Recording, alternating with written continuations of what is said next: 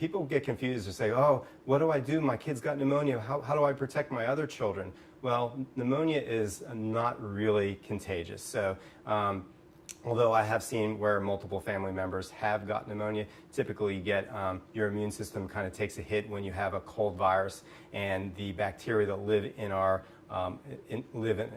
bronchi and bronchioles can become overgrow and become infected with more bacteria, and then inflammation comes in. So that's what we see on X-ray. We see a lot of inflammation. We see a white cloudy appearance on some of those kids. So the most important thing in finding is actually trying to figure out who has pneumonia and who doesn't have pneumonia.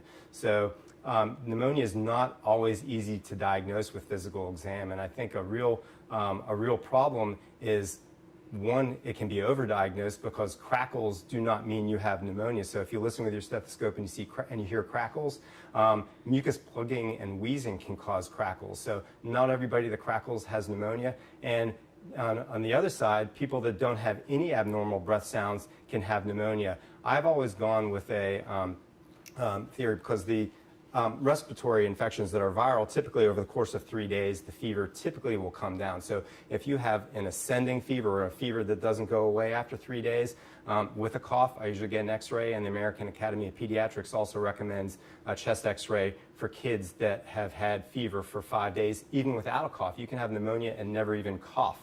So it's really important. So chest X-rays are a really important tool, because physical exam, especially in a little kid, it's hard to get a little kid to take a deep breath. But even the kids that are cooperative and can take a deep breath, even after seeing the pneumonia on X-ray, you can go back and listen with your stethoscope and still not hear the pneumonia. So it's not just physical exam. It's really a clinical situation where the kids are coughing and having a high fever, and the fever's not getting better, or if the fever just, or even coughing for a prolonged period of time, because 5% of kids don't even have fever with pneumonia.